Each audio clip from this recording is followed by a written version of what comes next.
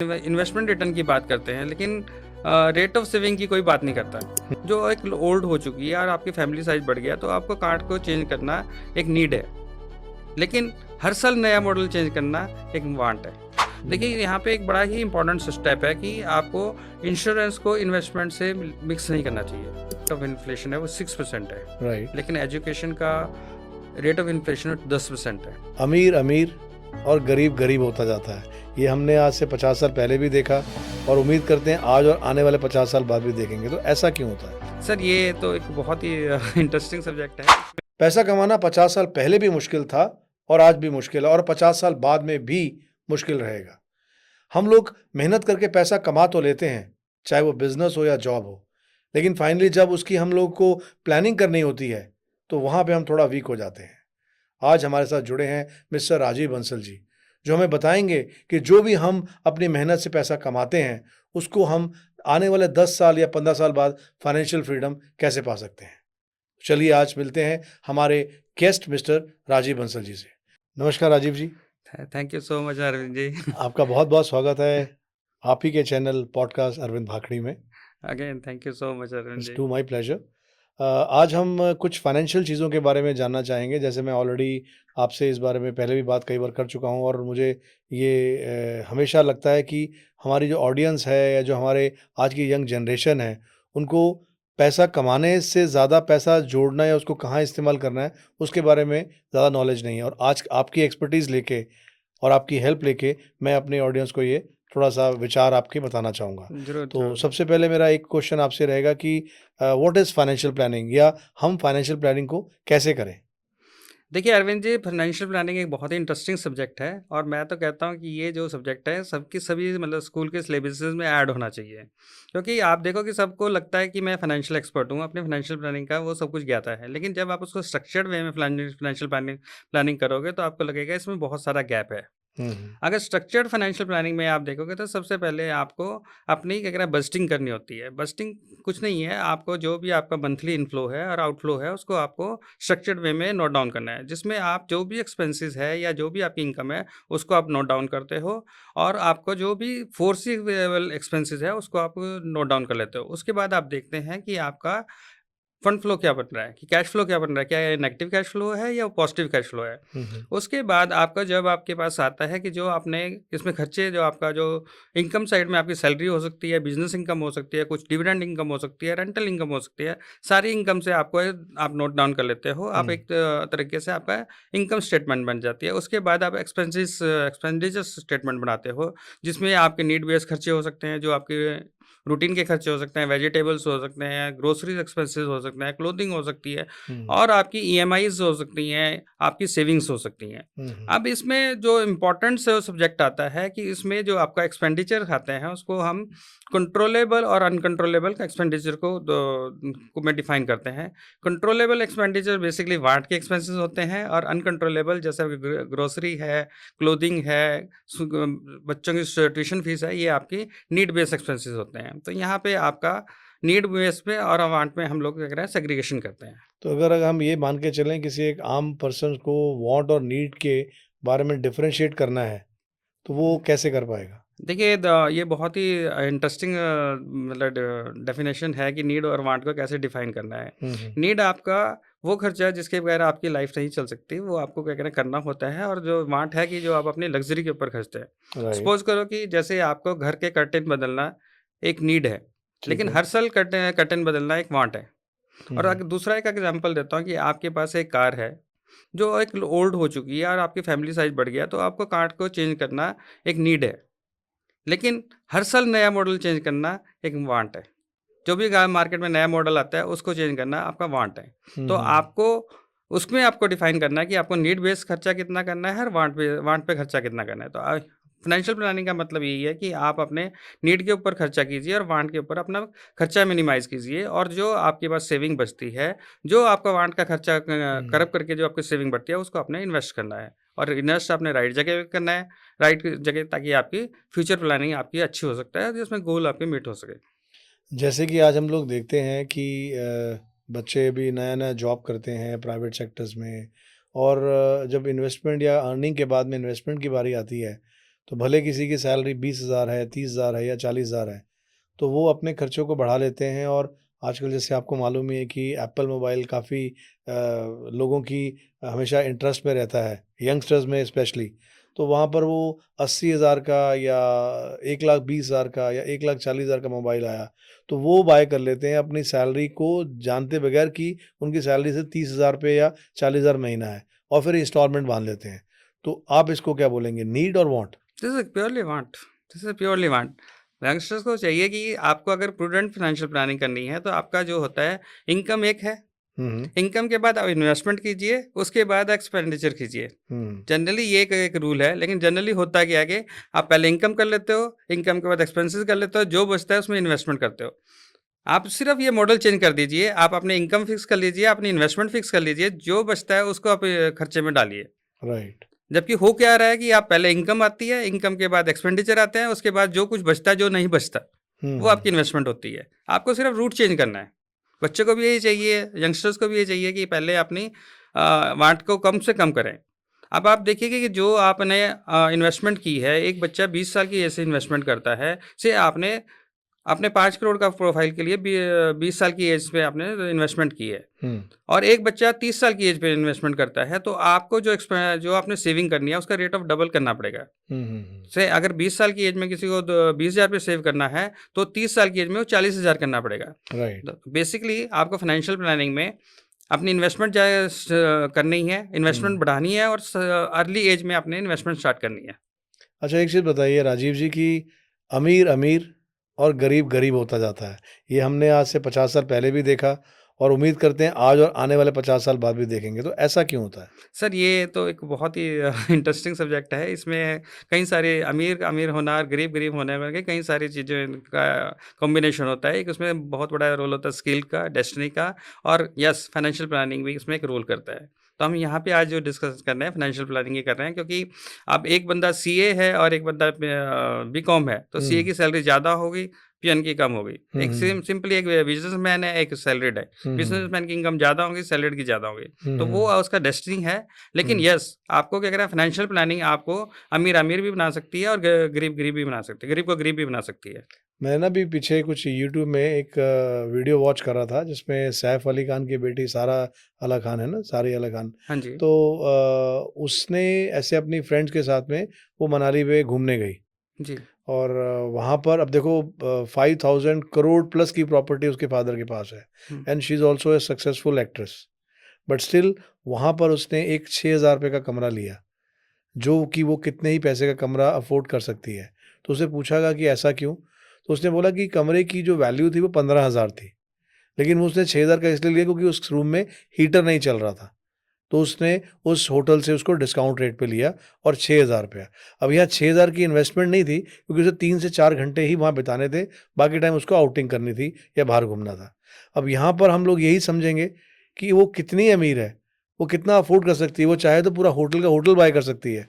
But still what she is doing, she is trying to save the money, because that saving is going to be there in future, जो आप बता ही रहे हैं कि want और need में फ़र्क है। हाँ, देखिए सर, अरविंद जी, इसमें ना जो बड़ा इम्पोर्टेंट एस्पेक्ट्स है कि हम लोग इन्वेस्टमेंट रिटर्न की बात करते हैं, लेकिन रेट ऑफ सेविंग की कोई बात नहीं करता। हुँ, अगर आपकी रेट ऑफ सेविंग आपके हाथ में क्या है? सेविंग। राइट, इन्वेस्टमेंट की रिटर्न आनी है, मार्केट के ऊपर है, करेक्ट। इन्वेस्टमेंट प्रोडक्ट के ऊपर है, लेकिन हुँ, सेविंग आपके हाथ में है। जी। अगर आप अपनी सेविंग बढ़ा लेते हो, तो आपने क्या करा है, अपना पहला स्टेप ले लिया। हुँ, सपोज़ करो कि आप एक 10,000 रुपए की एसआईपी कर रहे हो, राइट। और आपने कुछ वांट का खर्चा कम करके इसको 10 की जगह आपने 20,000 की एसआईपी कर दी।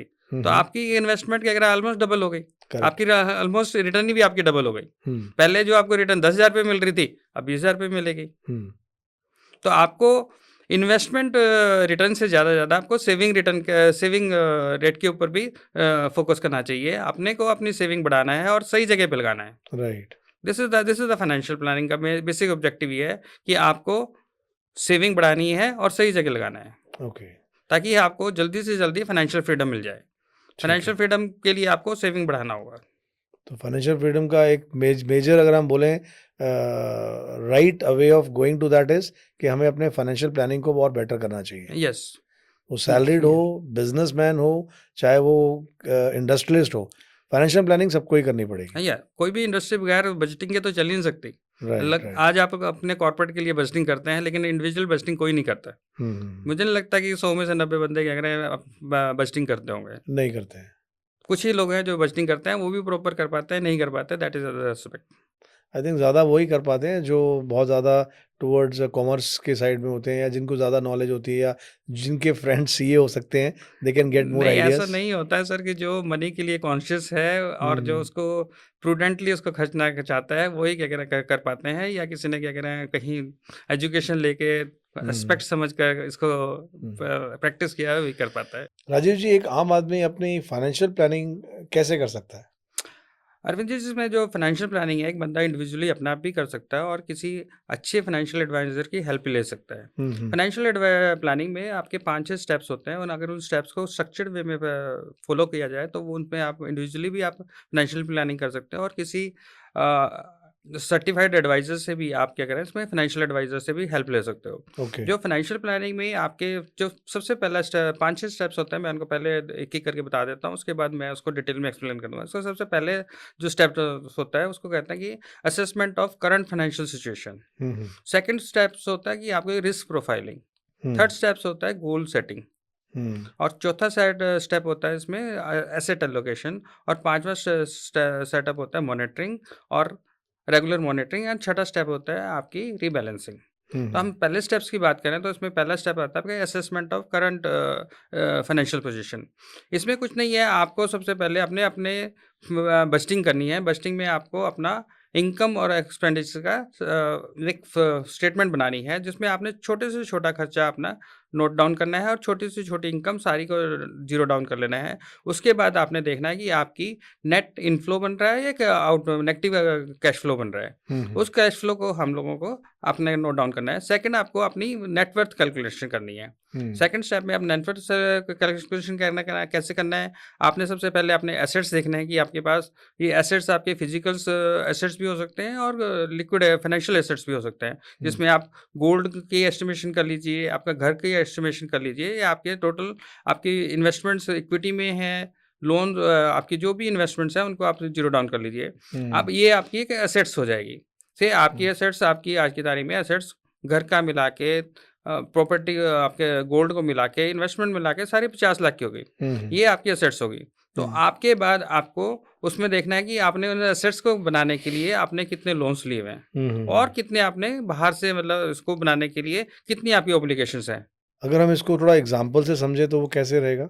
जैसे आपने एक नेटवर्थ कैलकुलेशन करनी है अपनी, हुँ, नेटवर्थ कैलकुलेशन में आपने से आपका घर आपका 10 लाख रुपए का है, हुँ, 50 लाख का है और हुँ, आपके पास गोल्ड 10 लाख रुपए का है ठीक है। और आपके पास म्यूचुअल फंड में इन्वेस्टमेंट आपकी 20 लाख रुपए की है हुँ, हुँ, और आपने ऐसे-ऐसे करके आपने पूरे सारे के सारे एसेट्स की वैल्यू निकाल ली, वो हुँ, आपकी एक टोटल एसेट वैल्यू हो गई। ठीक है। उसके बाद उन एसेट्स बनाने के लिए आपने जो भी लोन्स लिए हैं, उसको उसको हम लायबिलिटी बोल देते हैं, उनको आप डिडक्ट कर दीजिए। ओके। तो ये नेट एसेट्स बन जाएगा। Gross assets minus liabilities and net assets, इसको आप नेटवर्थ भी बोलते हैं। ठीक है। तो आपकी जो आपने पहले इनकम एंड एक्सपेंडिचर स्टेटमेंट से आपने निकाला आपका मंथली कैश फ्लो कितना बन रहा है, इट में हुँ, बी नेगेटिव, इट में बी पॉजिटिव, राइट। और आपके पास आज की तारीख में वर्थ क्या है। हुँ, अब आपके पास एक स्टेप इसमें बनता है, जब आपने अपना खर्चा जीरो डाउन कर लिया है, हुँ, उसके बाद आपको देखना है इसमें कंट्रोलेबल एक्सपेंसेस कितने हैं और आपके नॉन कंट्रोलेबल कितने हैं। ओके। नॉन कंट्रोलेबल एक्सपेंसेस की जो आपकी कैटेगरी हो सकती है, आपकी ग्रोसरी हो सकती है, आपके रेंट्स हो सकते हैं, इलेक्ट्रिसिटी बिल्स हो सकता है, ट्यूशन फीस हो सकती हैं और मेडिकल बिल्स हो सकते हैं, ये आपके नॉन कंट्रोलेबल हैं। हुँ, और हुँ, कुछ जो आप लोग खर्चा करते हैं, जैसे एक्स्ट्रा डाइनिंग करते हैं, ट्रैवलिंग करते हैं, लग्ज़री आइटमों के ऊपर जो खर्चा करते हैं, वो आपकी कंट्रोलेबल एक्सपेंसेस हैं। तो हुँ, आपको जब आप बजटिंग करते हैं, तो आपको कंट्रोलेबल खर्चों को कम करके आपको अपनी सेविंग रेट बढ़ाना है। ओके। तो सेविंग रेट को जब आप बढ़ाएँगे, तभी आप इन्वेस्टमेंट कर पाएँगे। हुँ, हुँ, अब ये आपने अपना क्या कह रहे हैं, अपना पूरा बजटिंग कर ली और अपनी नेटवर्थ कैलकुलेशन कर ली। हुँ, उसके बाद आपको देखना है कि अपने फ्यूचर गोल्स क्या हैं। राइट। तो आप ये फ्यूचर गोल्स आपके शॉर्ट टर्म भी हो सकते हैं, लॉन्ग टर्म भी हो सकते हैं। हुँ, शॉर्ट टर्म में आपके गोल्स हो सकते हैं ट्रैवलिंग हो गया, कोई छोटा हुँ, व्हीकल बाय करना, लॉन्ग टर्म में आपका हाउस बाइंग हो गया और आपको रिटायरमेंट प्लानिंग हो गई। तो ये आपके गोल्स बन जाते हैं। इन हुँ, गोल्स को आपको एक गोल्स की भी डेफिनेशन आपको बिल्कुल क्लियर होनी चाहिए। यहाँ पे हुँ, गोल्स को सेटिंग करने में आपके 3 चीज़ों का ज़रूरी होना चाहिए। एक हुँ, तो गोल का ऑब्जेक्टिव क्या है, हुँ, दूसरा उसमें अमाउंट कितना लगता है ओके, और तीसरा उसमें टाइम पीरियड कितना है। राइट। तो अब जैसे आपको गोल सेटिंग करने के लिए सपोज करो कि आपने ट्रैवलिंग करना है 3 साल के बाद, तो उसका एक्सपेंडिचर 5 लाख रुपए है। तो 5 लाख रुपए आज की रेट में 5 लाख रुपए है, तो हम इसको इन्फ्लेशन से मल्टीप्लाई करेंगे, इन्फ्लेशन से इसको एडजस्ट करेंगे, से आपको 3 साल में 3.5 लाख रुपए का एक्सपेंडिचर की ज़रूरत है। ओके, जो आज की तारीख में 3 लाख है, इन्फ्लेशन के साथ वो 3.5 लाख रुपए की ज़रूरत है, तो हम 3 साल में 3.5 लाख की प्लानिंग करेंगे, ना कि 3 लाख की। ओके, तो इसी तरह से हम इंडिविजुअल गोल्स को अपने इंडिविजुअल गोल्स बना लेंगे कि मुझे 3 साल में ये करना है, 4 साल में 5 साल में करना है, शॉर्ट टर्म और लॉन्ग टर्म गोल बना लेंगे। तो अंडरस्टैंडिंग के लिए जो आप बताना चाहते हैं कि अगर 3 लाख रुपए हम लोग घूमने के लिए चाह रहे हैं और 3 साल बाद जाना है, तो 50,000 का हम मोटा-मोटा इन्फ्लेशन मान के चल रहे हैं, ताकि 3 लाख प्लस 50,000 3.5 लाख हो हाँ गए। जी सर, ओके, क्योंकि इन्फ्लेशन एडजस्ट करना बहुत ज़रूरी है। विदाउट इन्फ्लेशन के आप क्या कह रहे हैं, आपकी प्लानिंग अधूरी रह जाएगी। आपको उस टाइम अमाउंट चाहिएगा 4 लाख रुपए, तो आपके पास होगा कम। ओके, तो उसको प्लानिंग करना आज इमीडिएटली बहुत ज़रूरी है। ठीक है। तो हाँ, आपकी गोल्स है, आपके लॉन्ग टर्म गोल्स बन जाएँगे कि आपके long term, short term goals बन जाएँगे। हर हुँ, गोल्स का टाइम सेट हो जाएगा, अमाउंट सेट हो जाएगा और हुँ, उसको हम इन्फ्लेशन से एडजस्ट कर लेंगे। हुँ, उसके बाद आपका नेक्स्ट स्टेप आता है रिस्क प्रोफाइलिंग, ओके, कि आपने उसको उस गोल को अचीव करने के लिए आप कितना रिस्क लेने के लिए तैयार हैं। ये रिस्क जो है हर इंडिविजुअल का अलग होता है। जैसे मैं अपनी पर्सनल बात करूँ तो मैं 100% इक्विटी में इन्वेस्ट करने में कंफर्टेबल हूँ। लेकिन depending on the knowledge? Knowledge नहीं, मेरा रिस्क एपेटाइट ओके, इक्विटी के ओके, ऊपर है। मेरी ओके, कन्विक्शन इक्विटी के ऊपर अच्छी है, तो मैं क्या कह रहा हूँ, इक्विटी में लेने के लिए तो 100% इन्वेस्टमेंट करने के लिए ओके हूँ। ओके। लेकिन हर बंदा उसको नहीं झेल पाता। हुँ, हुँ, कुछ लोग उसमें जो मार्केट की वॉलेटिलिटी होती है, उसको हुँ, नहीं झेल पाता, तो हम लोग उसमें रिस्क प्रोफाइलिंग करते हैं। ओके, तो रिस्क प्रोफाइलिंग करने के बाद हम उसकी एसेट एलोकेशन करते हैं। हुँ, एसेट एलोकेशन में जैसे कि आपको 3 लाख रुपए का हम पहले ही ट्रैवलिंग का गोल बनाना चाहते हैं, तो हम लोग बंदा कहता है कि मुझे 3 लाख रुपए का गोल मेरे को मीट करना है ट्रैवलिंग का और 3 साल में करना है। तो हम हुँ, उसकी बैकवर्ड कैलकुलेशन करेंगे कि हमको कितनी रिटर्न चाहिए हुँ, उसको मीट करने के लिए। हुँ, उसको रिटर्न मीट करने के लिए हम लोग उसमें उसकी रिस्क प्रोफाइलिंग के साथ उस एसेट्स में डालेंगे। हुँ, उसके हुँ, बाद उसका एसआईपी अमाउंट बनाएँगे। हुँ, हुँ, तो सो दैट क्या कह रहा है, वो आपका गोल आपका 3 साल में मीट हो जाए। हुँ, हुँ, इसी तरह हम लोग हर रिस्क को हर इन्फ्लेशन के साथ एडजस्ट करते हुए हर गोल का आप एक अमाउंट और एसआईपी अमाउंट बनाएँगे, उस हुँ, ताकि वो आप गोल का आपका अलग-अलग गोल्स के साथ अपनी-अपनी सेटिंग होती रहे। हुँ, हुँ, हुँ, तो ये आपकी गोल सेटिंग के बाद SIP calculation with risk risk appetite. तो ये हमारा आपका गोल सेटिंग और आपका एसेट एलोकेशन हो जाता है। हुँ, तो हुँ, एसेट एलोकेशन में हम लोग सपोज करो कि कोई बंदा क्या कह रहा है, 100% इक्विटी में कंफर्टेबल नहीं है, तो हम हुँ, लोग उसमें कुछ उसमें गोल्ड में पैसा लगाएँगे, कुछ आपका डेब्ट फंड में निकालेंगे। उसमें आपकी रिटर्न भला कम हो जाएगी, लेकिन आपकी से थोड़ी-सी वॉलेटिलिटी उसके रिस्क एपेटाइट को मीट कर जाएगी। हुँ, हुँ, based on that we will backward calculate the SIP amount of today's SIP amount. हुँ, हुँ, फिर उसमें जो आपने सेविंग्स बचाई है, हुँ। उस सेविंग के हिसाब से आपको उसमें क्या करना है, आपको इन्वेस्ट करना है। जैसे कि वॉरेन बुफे जी कहते हैं that you should not keep all the eggs in one basket, yes, it that's is so. Always better to keep in different baskets. हाँ, तो इसलिए हम एसेट एलोकेशन करेंगे, कुछ हम डेब्ट फंड में लगाएँगे, कुछ हम लोग अपना गोल्ड कमोडिटीज़ में लगाएँगे, कुछ आपका जो बेसिकली आपका मल्टी एसेट क्लास जो होती है, उसमें आपका फंड लगाएँगे। हम्म, बट ये डिपेंड करेगा इंडिविजुअल टू इंडिविजुअल। ओके, अगर जैसे मुझे अपना गोल बनाना है, तो मैं अपना 100% इक्विटी में लगाऊँगा। ओके, आप ओके, हो सकता है कि मैं वो आपका क्या कह रहा है, पर्सन टू पर्सन वेरी करता है। हम्म, तो उसका गोल सेटिंग होने के बाद आपका उसकी रेगुलर मॉनिटरिंग बहुत ज़रूरी है कि ओके। आपकी जो आपने एसआईपी की या जो उसकी रिटर्न आपने एक्सपेक्ट की थी, वो आपकी आ रही है या नहीं आ रही है। तो इन केस अगर नहीं आ रही तो then what should we do? Then we will rebalance तो रीबैलेंसिंग इसको बोलते हैं कि how will we do that? कैसे करेंगे वो? हम लोग क्या करें, एसेट क्लास चेंज करेंगे। अच्छा, एसेट्स क्लास चेंज करेंगे या अमाउंट हमको बढ़ाना पड़ सकता है। ओके, तो दैट डिपेंड्स। तो हम लोग क्या करें, इसकी क्वार्टरली मॉनिटरिंग को 6 मंथली मॉनिटरिंग या ईयरली मॉनिटरिंग करेंगे। हम्म, उसके बाद आपको लगता है कि वो आपकी जो आपकी इन्वेस्टमेंट है या आपका सेविंग रेट है, उससे आपका क्या कह रहा है गोल नहीं मीट हो रहा है, तो हम उसकी हम्म, रीबैलेंसिंग करेंगे। ओके। बट उसके लिए अब अगेन ये इम्पोर्टेंट है ना कि हमें कौन कौन सी चीज़ें शॉर्ट टर्म प्लान के हिसाब से देखनी है और कौन सी लॉन्ग टर्म के हाँ, हिसाब ये से। तो होलिस्टिक व्यू में आपको क्या कह रहा है पूरा-पूरा प्लान करना पड़ेगा। हर हर गोल आपका अलग होगा, हर गोल के साथ आपकी प्लानिंग अलग होगी, हर गोल हम्म, की मॉनिटरिंग अलग होगी, हर गोल की एसेट एलोकेशन अलग होगी। हम्म, सपोज़ करो कि आपका जैसे रिटायरमेंट प्लानिंग है, हम्म, रिटायरमेंट प्लानिंग आपकी 30 साल बाद है। ठीक उस है। 30 साल बनाने के लिए आप 100% इक्विटी में डाल सकते हैं।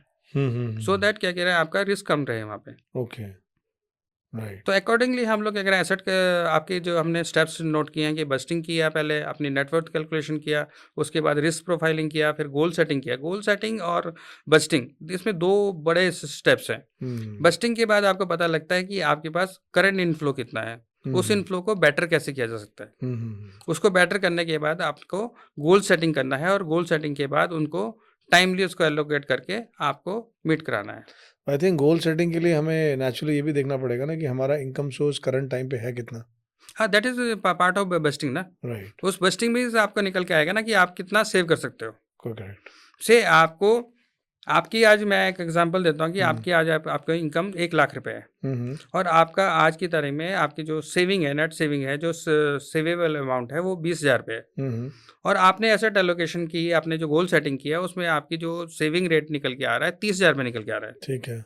तो आप कहाँ से करोगे उसको पूरा? आपके पास 2 स्टेप्स हैं, या तो आप इनकम बढ़ाओ या आप एक्सपेंडिचर कम करो। तो आप वहाँ पे जाके आपको नीड और वांट के एक्सपेंडिचर में नीड बेस आप खर्चा कम नहीं कर पाओगे, वांट बेस आप खर्चा कम कीजिए, उसको कंट्रोल कीजिए। तो आपको आपकी क्या कह रहे हैं वो आपका 10,000 रुपये एडिशनल आपके पास सेव हो सकता है। तो इसमें एक और भी स्टेप हो सकता है, जैसे बंदा क्या कह रहा है जिसके पास लोन्स होते हैं, कई सारे लोन लिए होते हैं, कुछ पर्सनल लोन लिया होता है, एजुकेशन लोन लिए हो सकते हैं, बैंक्स के लोन, हाउसिंग लोन लिए हो सकते हैं। उन लोन्स के ऊपर आप रेट ऑफ इंटरेस्ट के ऊपर भी स्वैपिंग कर सकते हैं। जैसे अच्छा। जैसे आप पर्सनल लोन आपके पास हाई रेट का होता है, एजुकेशन लोन हाई रेट का होता है और ये घर के लोन कम रेट के होते हैं। तो उसमें भी आप क्या करें, बैंक टू बैंक भी आप रेट को वेरी कर सकते हैं। इसको ये सारी चीज़ें आपकी मैनेजमेंट में, मतलब आपके एक्सपेंसेस मैनेजमेंट में आपके काम का आएंगे। ओके। और लोग क्या कहते हैं, एक और जगह बहुत ज़्यादा खर्चा करता है कि जो इंश्योरेंस स्कीम्स है। इंश्योरेंस स्कीम्स में आप लोग बहुत जो यूनिट लिंक स्कीम्स हैं उनके ऊपर बहुत खर्चा होता है। लोग बहुत इंश्योरेंस की क्या कह रहे हैं, इंस्टॉलमेंट्स देते रहते हैं। आप इंश्योरेंस यानी life insurance? Life insurance. Okay. और लोग क्या कह रहे हैं, बहुत सारी स्कीम्स ले लेते हैं और उनकी इंस्टॉलमेंट पे इंस्टॉलमेंट भरते रहते हैं। देखिए यहाँ पे एक बड़ा ही इंपॉर्टेंट स्टेप है कि आपको इंश्योरेंस को इन्वेस्टमेंट से मिक्स नहीं करना चाहिए। वो दोनों डिफरेंट चीज़ें हैं? Yes, insurance is for the safety, for the risk. नहीं, बट जिस तरह 2 तरह की इंश्योरेंस जितना मुझे समझ में आता है, एक तो टर्म इंश्योरेंस होगी, एक लाइफ इंश्योरेंस होगी, यही 2 होती है? हाँ, इसमें जो इंश्योरेंस में जो प्रोडक्ट्स हैं तो इसमें दो टाइप के इंश्योरेंस आपके लिए इंपॉर्टेंट है। One is medical insurance, okay. Second is term insurance. ठीक है। रेस्ट आर जो आपको बोलते हैं investment insurance, insurance for investments. Okay. जैसे यूलिप हो गया, यूनिट लिंक स्कीम्स हो, ये क्या कह रहा है, आपको रिटर्न नहीं देती बल्कि आपका पैसा खाती हैं। अच्छा। तो आपको इंश्योरेंस सिर्फ 2 टाइप के आपके पास होना चाहिए लाइफ में।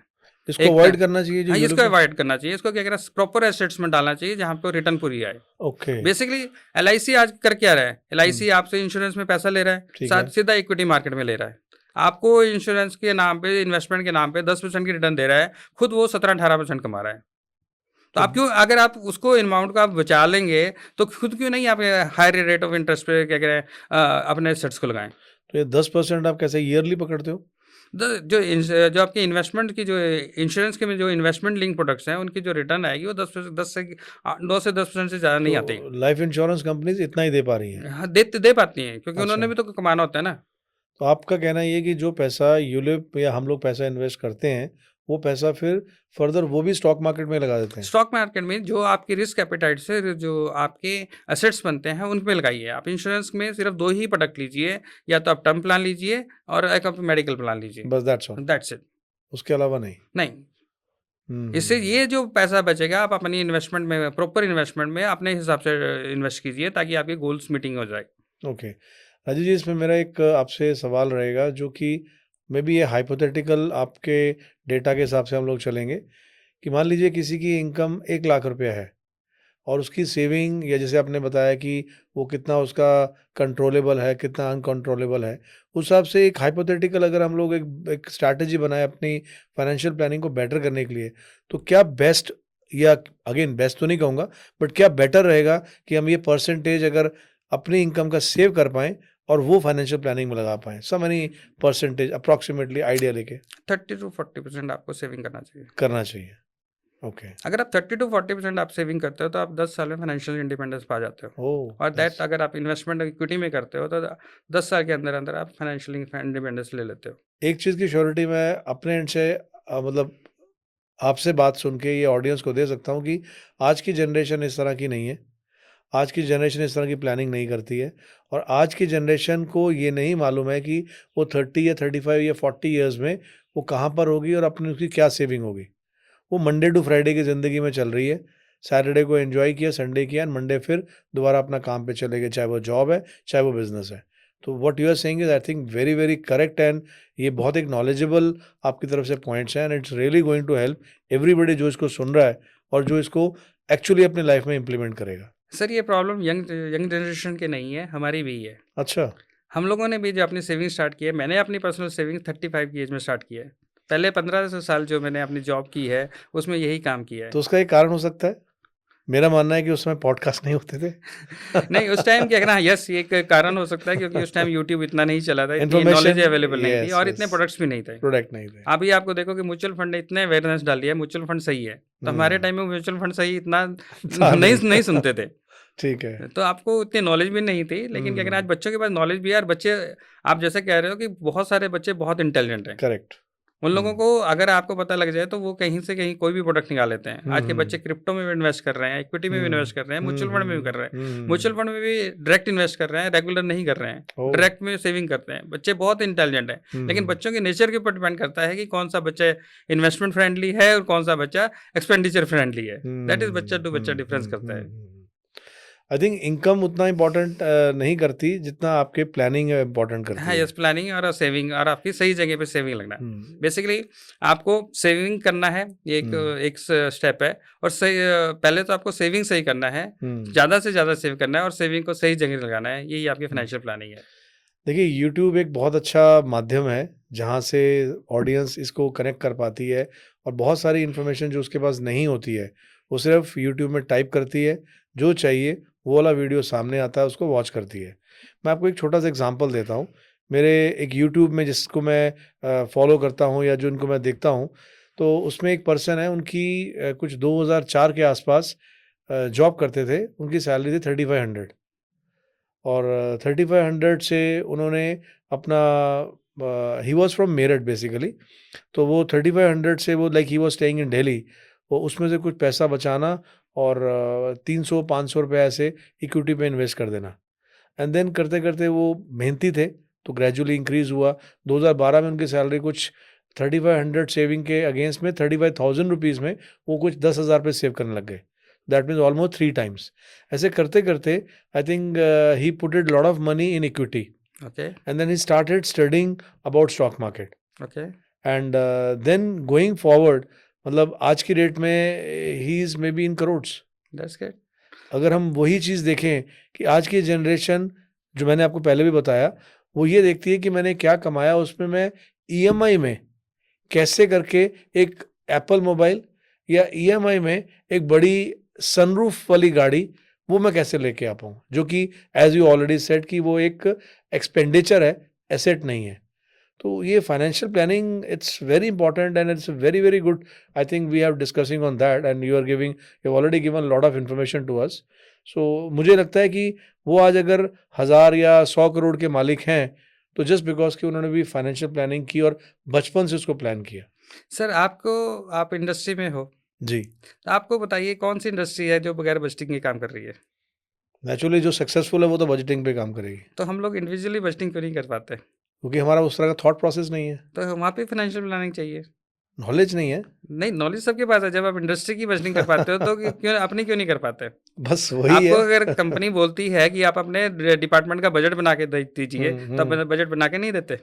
नहीं, बिल्कुल देते हैं, आई डू तो एग्री। मार्केटिंग के लिए भी बजट जो आता है उसको आपको एक्सपेंड करना होता है। Yes, you are yes, right. तो हम लोग कॉर्पोरेट के लिए बजटिंग करते हैं, दूसरे के लिए बजटिंग करते हैं। जबको पता है कि बिजनेस बगैर बजटिंग के नहीं चल सकता, नहीं हो तो सकता। इंडिविजुअल लाइफ कैसे बजटिंग के चल सकती है? Yes, yes, yes, yes.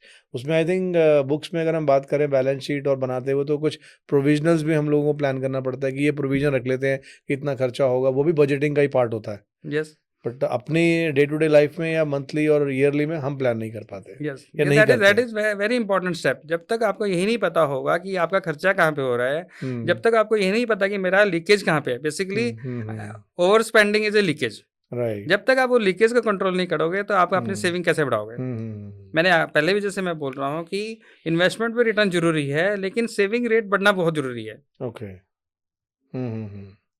एक बंदा सेम सैलरी में 10,000 रुपये सेव कर रहा है, एक बंदा 20,000 रुपये सेव कर रहा है, तो जो बंदा ज़्यादा सेव कर रहा है वो ज़्यादा कम आपको जल्दी फाइनेंशियल इंडिपेंडेंट होगा ना। और इसमें एक और भी चीज़ जो सुनने में आती है कि आज की जनरेशन में जो लोग 18 ईयर्स टू 30 ईयर्स के बीच में बहुत ज़्यादा मेहनत करते हैं और अपने कमाए हुए पैसों को और नॉलेज को अकॉर्डिंगली वैसे फाइनेंशियल इन्वेस्टमेंट की तरह यूज़ करते हैं, तो आफ्टर 30 या 35 years they live a better life than जो ये 18 से 30 की लाइफ में एंजॉय करते हैं और बाद में सारी उम्र काम करते हैं। सर ये सब फाइनेंशियल प्लानिंग का ही पार्ट है। फाइनेंशियल प्लानिंग का ही पार्ट है। फाइनेंशियल प्लानिंग आपकी क्या कह रहे हैं फाइनेंशियल सक्सेस के लिए प्रूडेंट है। बहुत ही कम लोग फॉर्चुनेट होते हैं जिनके पास बहुत पैसा होता है, लेकिन लोगों को पैसा बनाना होता है, पैसा अच्छी तरह से अच्छी जगह पे लगाना होता है, उससे ही अपनी प्लानिंग लाइफ चलानी होती है। बहुत कम फॉर्चुनेट बंदे होते हैं, जैसे अंबानीज फैमिलीज है, बिजनेस फैमिलीज है, इनके बच्चे क्या कह रहे हैं फॉर्चुनेट हो सकते हैं, लेकिन सब बंदों को सब वो क्या कह रहे हैं फॉर्चून नहीं मिलता है। सबको अपना प्लान करना होता है, अपना ही क्या कह रहे हैं अपने आप को एस्टेब्लिश करना होता है। तो जो जिन लोगों ने ग्रास रूट से चलना होता है उनके लिए फाइनेंशियल प्लानिंग बहुत ही इंपॉर्टेंट है। फाइनेंशियल प्लानिंग तो वैसे सबके लिए इंपॉर्टेंट है। अगर आपको फाइनेंशियल फ्री और टेंशन फ्री लाइफ चाहिए तो आपको फाइनेंशियल प्लानिंग बहुत जरूरी है। तो अगर अच्छी फाइनेंशियल प्लानिंग की जाए तो when a person can think that he can get retire from his financial freedom. As per my calculation अगर वो अपनी सैलरी का अपनी इनकम का 30-40% अपनी इक्विटी इन्वेस्टमेंट में लगाता है from at the age of from the starting of the first salary, okay first income, okay salary नहीं, तो वो 10 साल में फाइनेंशियल इंडिपेंडेंस पा जाता है। दैट्स रियली और इसमें एक और एस्पेक्ट है कि जैसे जैसे उसकी इनकम होती है वो अपनी सेविंग भी बढ़ाता जाए। से आज की आपकी सैलरी 1 लाख रुपए है और आप 30,000 रुपये तो 30% सेव कर रहे हो, कल को आपकी 1,50,000 सैलरी होती है तो आपको सेविंग आपने फिर 45,000 कर लिया है। तो अब बंदा आपका 10 साल से 12 साल की एज में आपको फाइनेंशियल इंडिपेंडेंस पा सकता है। करेक्ट। तो बेसिकली हमें अपने फाइनेंशियल प्लानिंग के लिए इनिशियल स्टेज ऑफ लाइफ बाद में भी, लेकिन इनिशियल स्टेज ऑफ लाइफ तो सेविंग पे बहुत ज़्यादा फोकस करना चाहिए। यस, अब ये होता उल्टा है कि बंदा क्या करे 10-12 साल निकाल देता है, उससे बाद सेविंग की सोचता है। अगर वो 10 साल पहले क्या करे, बेसिकली आपको जो वांट का जो लग्जरी खर्चा है ना वो आपको पैसिव इनकम से खर्चना चाहिए ना कि आपकी एक्टिव इनकम से। अब आप एक्टिव इनकम और पैसिव इनकम का डिफरेंस आपको थोड़ा सा इंटरेस्ट देखना पड़ेगा। एक्टिव इनकम जो आप काम कर रहे हैं उससे जो इनकम आ रही है, और जो आपने पैसिव इनकम है जो आपने एसेट्स बनाए हैं उससे जो इनकम आ रही है वो पैसिव इनकम है। आपको बेसिकली अपनी जो लग्जरी का जो एक्सपेंडिचर है वो आपको पैसिव इनकम से करना चाहिए। बच्चों की पढ़ाई के लिए आप कैसे इसको बोलेंगे कि कैसे फाइनेंशियल प्लान करना चाहिए? बच्चों की पढ़ाई के लिए फाइनेंशियल प्लानिंग बहुत इंपॉर्टेंट है। वो कैसे? इसका कारण ये है कि जो आपका नॉर्मल रेट ऑफ इन्फ्लेशन है वो 6% है, राइट। लेकिन एजुकेशन का रेट ऑफ इन्फ्लेशन 10% है, 10 से 12% है। तो आप एग्जाम्पल ले सकते हैं कि आपका हर 5 साल के बाद आपको डबल पैसा चाहिए। बट ये किसी को मालूम नहीं है। तो उसके लिए क्या है कि बच्चों के लिए प्लानिंग के लिए जैसे ही बच्चा बर्थ लेता है उसके नाम से एजुकेशन की सेविंग जरूरी है। सो दैट कि जब वो अपनी एजुकेशन हायर एजुकेशन की एज को पकड़े तो उसके पास सफिशिएंट पैसा हो, उसके लिए उसकी प्लानिंग बच्चे के बर्थ के साथ ही जरूरी है। This is very very important and very very neglected area also. हम लोगों को जैसे हम लोग भी आज हमारे बच्चे पढ़ रहे हैं तो हम 18 की एज में देख रहे हैं कि इनके लिए फंड्स कहाँ से आएगा। करेक्ट। अगर आपने ये पहले ही प्लान किया होता तो आपके पास सफिशिएंट फंड होगा। और जिस हिसाब से इन्फ्लेशन एजुकेशन में बढ़ रही है तो आपको प्लानिंग तो बच्चे के बर्थ के साथ ही चाहिए। This is very very important thing and this is neglected too. तो इसको करने के लिए कोई तरीका या जैसे देखिए सबके पास बहुत पैसा एक साथ नहीं जुड़ता है। बिल्कुल ठीक है। तो आप अगर थोड़ा थोड़ा करके जिसको इंडिया में वर्ल्ड में जो SIP मोड है, SIP mode is the best way. आप थोड़ा थोड़ा इन्वेस्ट कीजिए, जैसे जैसे आपकी इन्वेस्टमेंट सैलरी बढ़ती है उसका इन्वेस्ट कीजिए। तो आपके जो हमने गोल्स प्लानिंग किया है, गोल्स प्लानिंग में भी हम लोग जो करेंगे गोल सेटिंग जो मीटिंग बीट करेंगे SIP के थ्रू ही करेंगे। ओके। SIP हर गोल्स की आपकी SIP अलग होगी। कोई ऐसे एग्जांपल से आप बता सकते हैं डेटा या एग्जांपल की बच्चा जब पैदा होता है तो उसमें हम लोग रफली इतना अमाउंट पकड़ें तो जो वो इतने साल का हो जाए तो इतना पैसा इन्फ्लेशन को जोड़ के एटलीस्ट जो पेरेंट्स हैं that they become financial free in that. See मैंने एक अपना ही प्रोडक्ट बनाया है जिसको हम लोगों ने अपने ही प्रोडक्ट बनाया 18-18-18। अच्छा जी। कि हम लोगों को क्या करना है कि जैसे ही बच्चा पैदा होता है बच्चे के बर्थ के साथ ही 18,000 आप SIP निकालिए हम्म, 80% के रिटर्न के ऊपर आप एसेट्स के ऊपर उसको लगाइए और 18 साल तक लगाइए। ओके। तो 18% hmm, at 18 for 18 year hmm, 18,000 per month. हम्म, जब बच्चा अपनी एडल्ट एज अचीव करेगा, तब उसके हम्म, पास वो फंड 3 करोड़ रुपए का होगा। Okay. And this 3 crore rupees अगर बच्चा नहीं भी पढ़ता है तो आपके पास एक फाइनेंशियल बच्चा तैयार हो गया। तो अगर हम इसको, जैसे आपने बताया कि it is 10x to that financial, पढ़ाई के ऊपर में खर्चा और वो इन्फ्लेशन होता है। अगर उसको भी हम लोग साथ पकड़ के चलें तो 3 करोड़ से कितना निकाल देंगे इन्फ्लेशन को? 3 करोड़ से इन्फ्लेशन आप में निकाल भी लोगे तब भी आपको कह रहा है 1.5 करोड़ रुपए आपका प्लस रहेगा। ओके।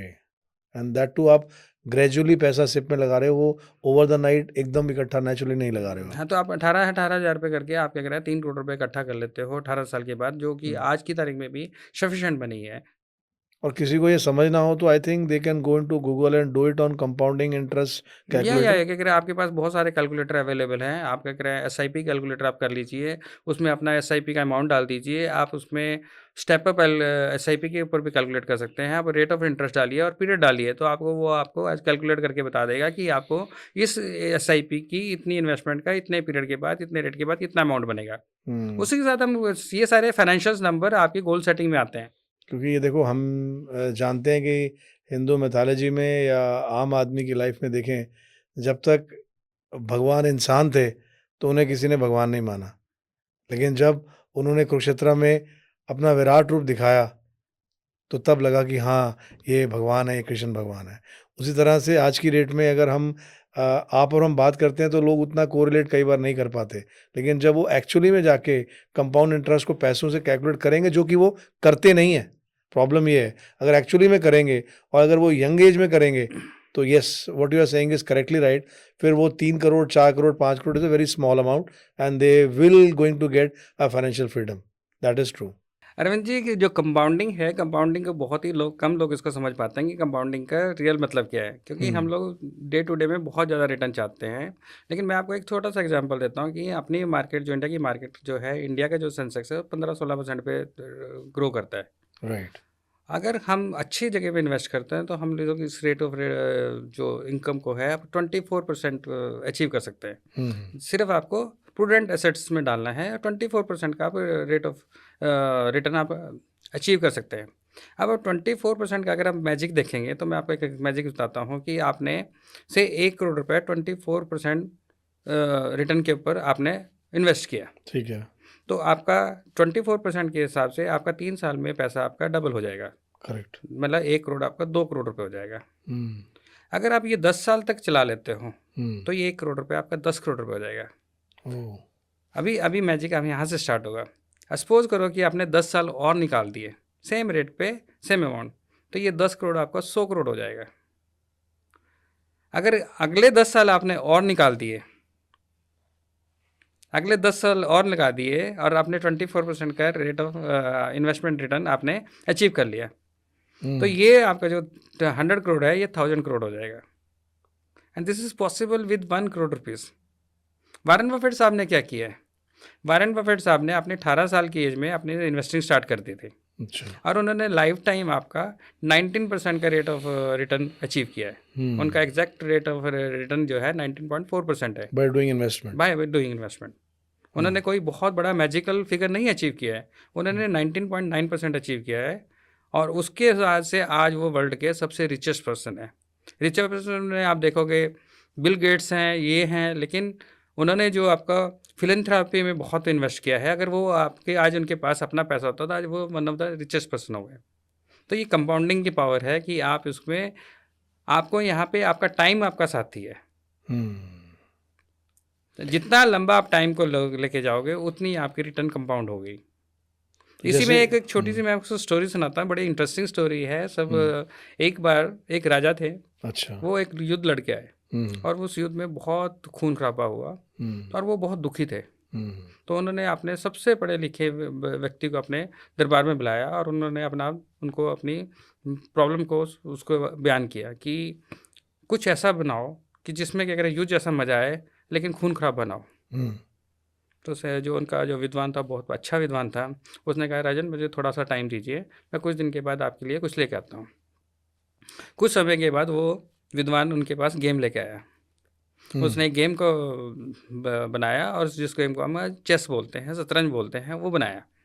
राजा को उसने खेलना सिखाया, राजा ने उसको खेला, राजा को बहुत मज़ा आया खेल कर कि उसमें युद्ध जैसा मज़ा है और खून खराबा बिल्कुल नहीं है, और ही वॉज वेरी हैप्पी। तो उसने बोला कि मैं आपसे बहुत खुश हूँ, आप मेरे को इसके लिए क्या कह रहा है, इनाम मांगो। मुँह मांगा इनाम मांगो। तो उसने विद्वान ने कहा, राजन इसका इनाम आप मुझे दे नहीं पाओगे। अच्छा। राजा उनको और गुस्सा आया कि मैं ऐसा क्या बनाया कि मतलब क्या है कि जो मैं नहीं दे पाऊंगा। तो उसने कहा कि आप मांगो, क्या मांगो। तो आपने देखा कि चेस के बोर्ड में आपके 64 खाने हाँ होते जी, हाँ हैं। जी, बिल्कुल। तो उसने कहा कि राजन, हर खाने में आपने पहले खाने में 1 दाना रखना है चावल का, दूसरे खाने में आपने 2 दाने रखने हैं, और तीसरे खाने में आपने उसको खाने को, हर खाने के बाद अपने चावल के दानों को बढ़ाते चले जाना है। ओके। तो राजन ने जब क्या कह रहे हैं, 1 खाने पे 1 रखा, 2 पे 2 रखा, तीसरे पे 4 रखा, चौथे पे 8 रखा, 5वें पे 16 रखा। जैसे जैसे वो खाने बढ़ते रहे और चावल कहते रहे, जैसे ही 20-30 खाने हो गए तो उसके खजाने खाली हो गए। ओह! उसके पास वो, आज आप अपने आप प्रैक्टिकल में, मैंने भी खुद कंप्यूटर में कैलकुलेशन करके देखा है, कंप्यूटर भी उस कैलकुलेशन को नहीं कैलकुलेट कर पाता है, उस नंबर को नहीं लेके आ पाता है। अगर मैं 64 खाने तक डबल करता जाता हूँ तो वो कैलकुलेशन नहीं कर पाता है, कैलकुलेटर में नहीं आ पाता। कंप्यूटर में नहीं आ सकता, कंप्यूटर एरर करना शुरू कर So सकता this है। आप is एग्जांपल करके देखिएगा this इसको। basically you want to say this is a power of compounding. Yes. Oh! Warren Buffett साहब ने क्या किया है, उन्होंने की एज 91 है और उन्होंने 14 साल की क्या कह रहे हैं, इससे क्या कह रहे हैं, इन्वेस्टमेंट स्टार्ट कर दी थी। ठीक तो है। आप अचीव कर लीजिए कि आप, उन्होंने 76 ईयर्स की कंपाउंडिंग को अचीव किया है। उसी के कारण वो आज one of the richest person in the world है। आपको रेट ऑफ रिटर्न की से ज़्यादा टाइम की वैल्यू ज़्यादा है। जितना लंबा आप इन्वेस्ट करोगे उतना ज़्यादा पैसा आप कमाओगे। जैसे मैंने आपको अभी 24% वाला एग्जांपल दिया है कि एक बंदा लाइफ टाइम में इतना पैसा जोड़ सकता है, और लंबा टाइम एंड कंपाउंडिंग का पावर बहुत है। तो क्यों नहीं लोग ये समझते हुए भी करते क्यों नहीं है? पेशेंस नहीं है? क्विक रिच स्कीम, सबको पैसा जल्दी चाहिए, टाइम देना नहीं है। टाइम नहीं है। एक बार बिल गेट्स ने वारन साहब से बोला था कि वारन, आपकी जो स्कीम है बहुत ईजी है, तो लोग क्यों नहीं करते। तो वारन ने सिंपल एग्जांपल दिया था, because it is too easy. Complicated चीजें समझ में आती है। और सबके पास टाइम नहीं है।